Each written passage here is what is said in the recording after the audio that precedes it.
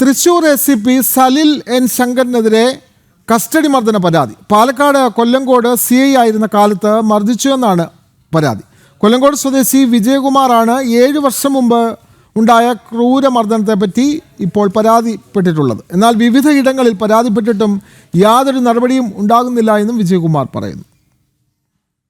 7 വർഷം മുൻപാണ് പരാതിക്കാസ്പദമായ സംഭവം ഉണ്ടായത്. കൊല്ലങ്കോട് സ്വദേശി വിജയകുമാർ രാവിലെ ജോലിക്ക് പോകുന്നതിനായി കൊല്ലങ്കോട് ബസ് സ്റ്റാൻഡിൽ ബസ് കാത്തു നിൽക്കുകയായിരുന്നു. ഈ സമയം കോഴികൾ കയറ്റി വന്ന ഒരു വണ്ടിക്കാരൻ വിജയകുമാറിനോട് മൊബൈൽ ഫോൺ ചോദിച്ചു. സ്വന്തം ഫോണ് മറ്റൊരാൾക്ക് കൊടുക്കുന്നത് ഇഷ്ടമല്ലാത്തതിനാൽ വിജയകുമാർ ഫോണ് നൽകിയില്ല. ഇതോടെ വണ്ടിക്കാരൻ അസഭ്യം പറയുകയും ഇരുവരും തമ്മിൽ തർക്കമുണ്ടാവുകയും ചെയ്തു. ഈ സമയം അതുവഴി കടന്നു വന്ന ഇന്നത്തെ തൃശൂർ ACPയും അന്നത്തെ കൊല്ലങ്കോട് CIയുമായിരുന്ന സലിൽ എൻ ശങ്കരൻ വിജയകുമാറിനെ ജീപ്പിൽ കയറ്റി കൊണ്ടുപോയി ക്രൂരമായി മർദ്ദിച്ചു എന്നാണ് പരാതി.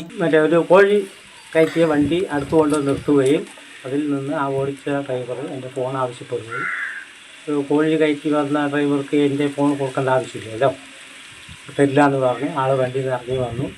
പോക്കറ്റിൽ കൈയിട്ട് ഫോണെടുത്തു, അങ്ങോട്ടും ഇങ്ങോട്ടും വലിപ്പുറത്ത് പോയി. പിന്നെ റോഡിൽ വീണു. അപ്പോഴാണ് പുറകിൽ പോലീസ് ജീപ്പിൽ CIയും വേറെ ഒരു പോലീസുകാരനും വന്ന് എന്നെ വണ്ടിയിലെടുത്തിട്ട് മർദ്ദിച്ച് പോലീസ് ജീപ്പ് കൊണ്ടുപോയി സ്റ്റേഷനിലിട്ട് മർദ്ദിക്കുകയും കള്ളക്കേസെടുത്ത് ജയിലിലടയ്ക്കുകയാണ് ഉണ്ടായത്. സംഭവത്തിൽ സലിൽ എൻ ശങ്കരനും മറ്റ് 2 പോലീസ് ഉദ്യോഗസ്ഥർക്കുമെതിരെ SP, DGP, മുഖ്യമന്ത്രി, മനുഷ്യാവകാശ കമ്മീഷൻ എന്നിവർക്ക് വിജയകുമാർ പരാതി നൽകിയിരുന്നു. മനുഷ്യാവകാശ കമ്മീഷൻ അന്വേഷണത്തിന് ഉത്തരവിട്ട് അന്വേഷണം നടന്നെങ്കിലും പോലീസുകാർക്കെതിരെ ഒരു നടപടിയും എടുത്തില്ല.